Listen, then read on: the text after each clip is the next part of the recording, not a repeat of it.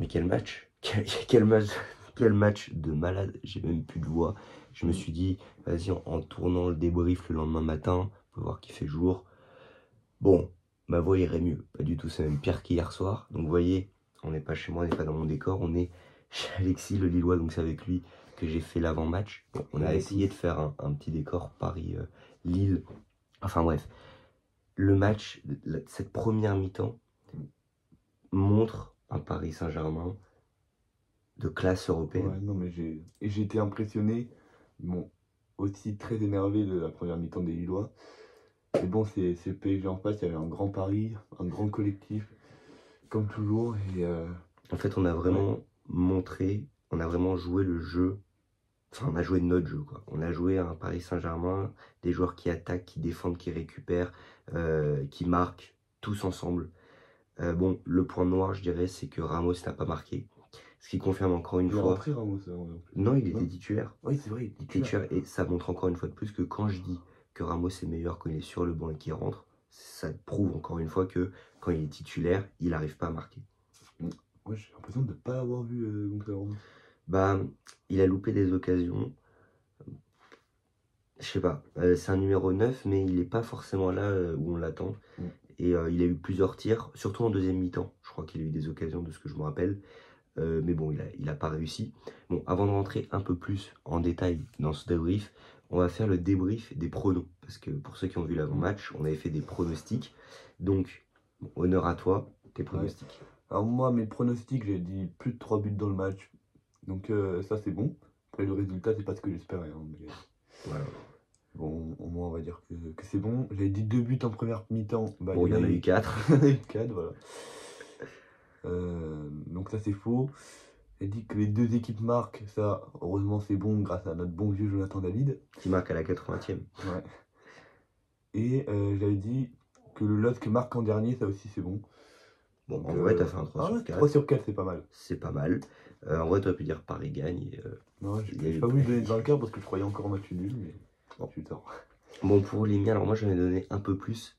Comme on dit, le foot, plus tu prends de risques, plus tu es susceptible de perdre. Bon, j'ai perdu. J'avais marqué les deux équipes marquent. C'est passé. J'avais dit plus de 3,5 buts. C'est passé. Il y en a eu 5 au total. Paris victoire. C'est passé. Dembélé décisif. C'est passé. Jusque-là, j'étais sérieux. Après, je me suis dit, bon, je vais jouer un petit peu. Vu qu'il n'y a pas d'argent en jeu, je me suis dit, allez, let's go. Akpom décisif. C'est pas passé. D'ailleurs, j'aimerais bien avoir ton avis sur Akpom après. Ouais. Gvara décisif. Bon, il était sur le banc. Quand il est rentré, il n'était pas décisif. C'est raté. Puis Paris marque en dernier. Lille a marqué à la 80e. Il n'y a plus rien eu après. Donc c'est raté. Donc ça fait un total de 4 sur 7. Donc bon. Il faut savoir s'arrêter quand on fait des pronos. Je pense qu'il ne faut pas aller trop dans la folie. Enfin bref. Donc on va revenir sur cette première mi-temps de totale domination des Parisiens. Vous n'avez pas vu le jour. Même vos passes, elles étaient pour nous. C'était... Voilà. J'ai envie de parler du but de Désiré Doué qui est juste... Ouais. On a vu du stade. Hein, plus, on était juste derrière les buts. Donc on a pu voir le but de Désiré Doué qui était juste fantastique. Même la combinaison sur les buts de Dembélé, de Barcola... En fait, ce que j'aime vraiment avec cette équipe, c'est que tout le monde, j'ai l'impression de me répéter dans toutes mes phrases, mais tout le monde fait tout. Il n'y a pas juste 3 attaquants qui se font des passes et qui marquent, tu vois. Ça vient de partout, ça vient de Marquinhos, qui a mis une tête, qui a marqué. Ça fait plaisir d'ailleurs. Marquinhos, j'ai vu un truc comme quoi il redevient vraiment un leader. Et je suis plutôt d'accord avec ça. C'est vrai qu'on avait une image de Marquinhos un peu... l'image de Marquinhos, c'était... Ouais. Voilà. Depuis surtout le triplé contre Real Madrid, le triplé de Benzema contre nous en Ligue des Champions. On l'a plus revu depuis pendant un an et demi. Et après... Voilà, et puis là, il commence à nous être un leader petit à petit. Et franchement, ça fait plaisir parce que Marquinhos, on l'aime. Marquinhos, c'est Paris. Marquinhos, c'est Marquinhos, quoi. C'est notre capitaine. Donc, ça me faisait un peu mal au cœur de le voir comme ça, mais le revoir à nouveau comme un leader décisif, comme un patron sur le terrain. Et redevient enfin l'image du Paris Saint-Germain, le visage, même si en réalité le visage du PSG c'est pas un joueur, le visage du PSG c'est pas Enrique, le visage du PSG c'est toute l'équipe plus le staff, parce que pour moi il faut pas oublier le staff, parce que le staff médical on a 0 blessé. Alors de temps en temps. Là, il y a eu Hernandez, il y a eu Juan Zaïri qui a eu un petit problème, mais dans l'ensemble, je me rappelle qu'il y a encore 2-3 saisons, on avait presque jamais un groupe complet. On avait tout le temps un mec malade, on avait tout le temps un mec qui s'était fait mal à la cheville pendant l'entraînement, on avait tout le temps quelque chose. Là, on a presque tout le temps, à 2-3 exceptions près, un groupe rempli. Un groupe, voilà. Et ça, je veux souligner le point médical. Bravo. Un bon travail cette année. On s'égare, enfin cette année, l'année dernière. Dembélé, quand il est arrivé, tout le monde a dit ouais, il va se blesser tout le temps et tout. Il s'est blessé. Jamais. Donc voilà, enfin bref, on va revenir un peu plus sur le match.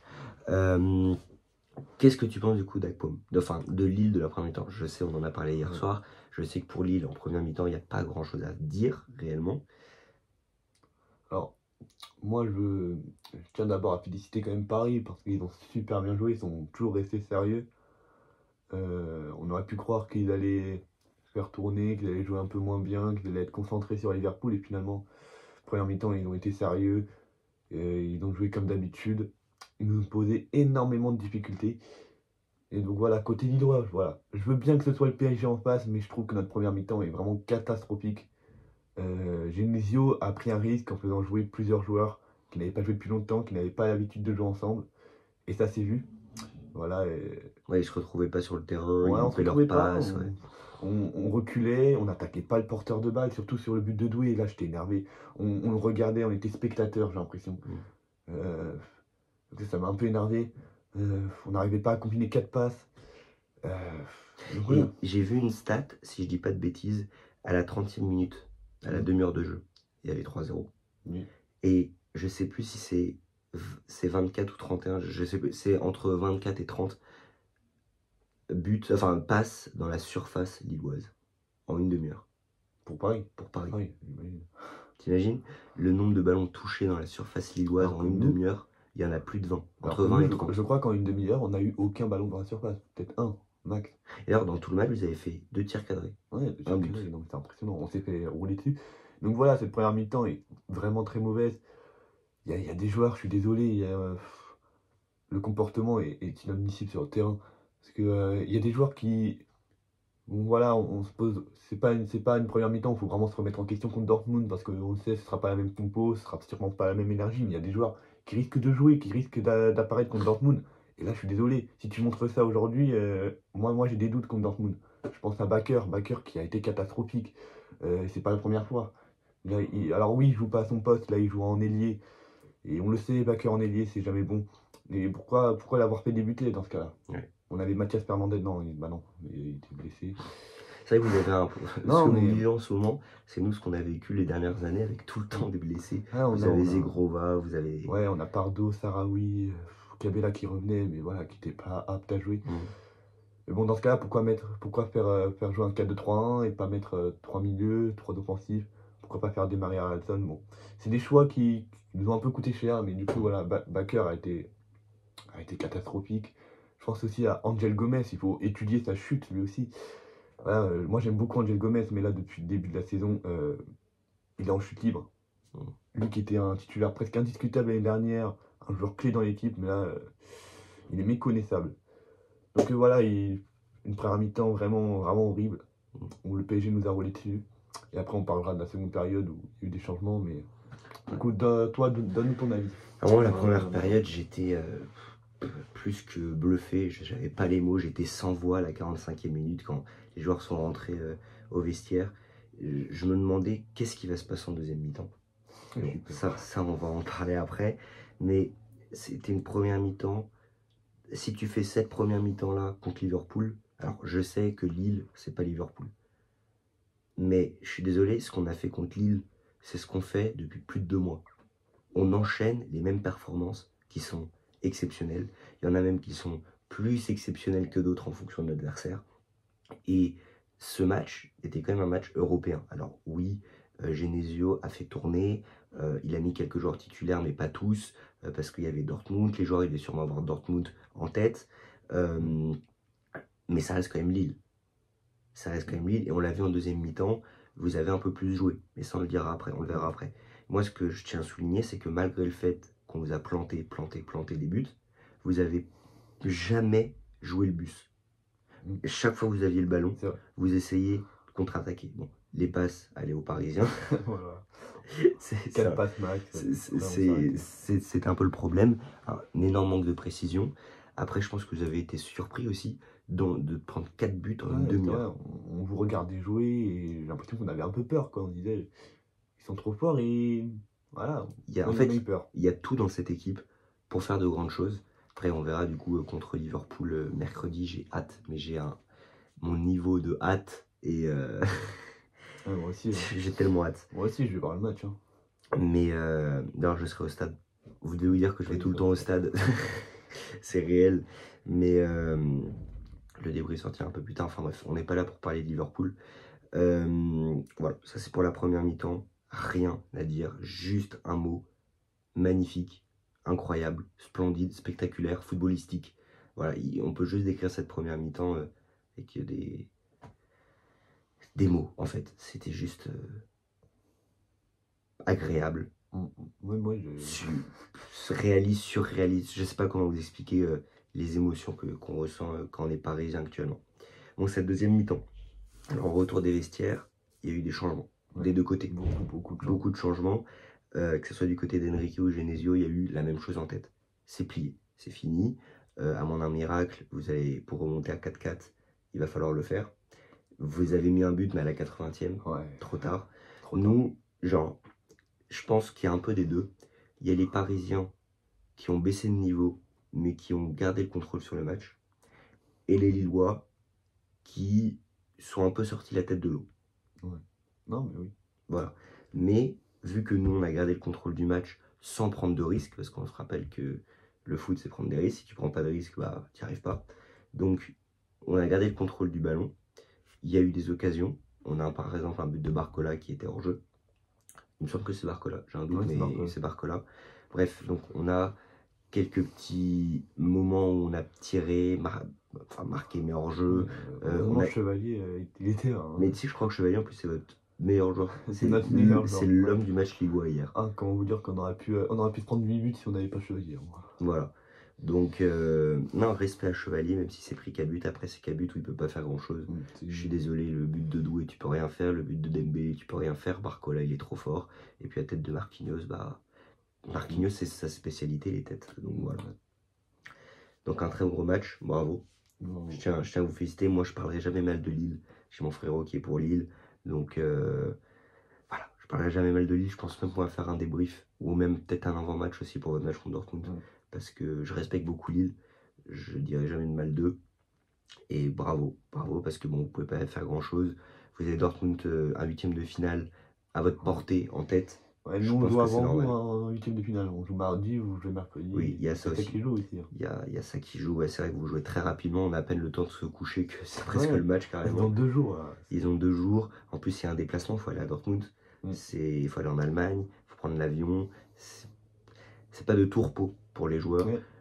Après, ils sont quand même dans un confort assez optimal. Mais bon, il faut se déplacer. Et puis, on sait que prendre l'avion, c'est pas toujours reposant pour certaines personnes. Après ça, il n'y a pas de décalage horaire, il n'y a rien. Bon, on a l'habitude. Donc, voilà. Ouais. On a l'habitude, on a déjà joué comme ça. Enfin bref. Donc on verra bien ce que ça va donner. Un match fantastique, un match exceptionnel de nos Parisiens. Les Lillois qui sortent la tête de l'eau, mais une maîtrise des Parisiens en deuxième mi-temps. Après la sortie de quelques joueurs. On ne citera pas le nom, mais... Les noms, il y en a 2. Mais... Voilà. Puis l'arrivée d'Aralson, elle a fait quelque chose. Il apporte vraiment du bien. Enfin. Alors, le problème, c'est qu'il n'y avait pas de solution derrière. Il proposait, il allait souvent repiquer dans l'axe. Mais derrière, il n'y avait pas trop de solution. Il aurait dû peut-être plus tenter sa chance. Mais bon, il a été beaucoup plus intéressant que certains joueurs. Ethan Mbappé aussi a été intéressant, je trouve. Moi, si vraiment on n'a pas d'ailier, il faut mettre Ethan Mbappé contre Dortmund.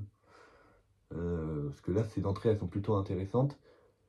Puis ouais, il y a eu Ethan Mbappé, Haralson, Boadi aussi, que je préfère largement par rapport à Muko. Mais bon, ça, c'est pas grave. Donc voilà, ça a été mieux. Et puis après, les Parisiens ont fait tourner, donc forcément, ils ont un peu... je trouve qu'ils ont un peu baissé tout en gardant le contrôle du match. Tout en gardant le contrôle. On a su prendre moins de risques, on a su moins attaquer, moins potentiellement perdre le ballon. On vous a donné un peu plus le ballon aussi, mais le PSG aussi sans le ballon, c'est un PSG exceptionnel. Voilà, parce que quand même, je crois que vous avez plus de possession du coup en deuxième mi-temps qu'en première. Vous avez eu des phases de jeu un peu plus longues, vous êtes entré un peu plus dans la surface de réparation, vous essayez plus de choses. Bon, il n'y a que 2 tirs cadrés, il n'y a qu'un but, mais c'est quand même pas mal, contrairement à la première mi-temps où il n'y a rien. C'est zéro, c'est le néant, première mi-temps de Lille. Mais le Paris Saint-Germain, je suis content parce que on s'est calmé pour se préparer pour Liverpool. On a assuré une victoire large, avec 4 buts, et on a gardé le contrôle du match. On a joué notre jeu sans trop faire. Donc, parfait. Moi, j'ai rien à dire. Donc, on va arriver à la fin de la fin de ce débrief. J'espère que vous aura plu. On se donne rendez-vous mardi ou mercredi pour l'avant-match contre Liverpool. Cette finale avant l'heure, ce match exceptionnel. Il y aura un débrief. Il y aura sûrement un débrief pour Lille-Dortmund, enfin Dortmund-Lille, peut-être un avant-match, on va voir si tu veux en faire un.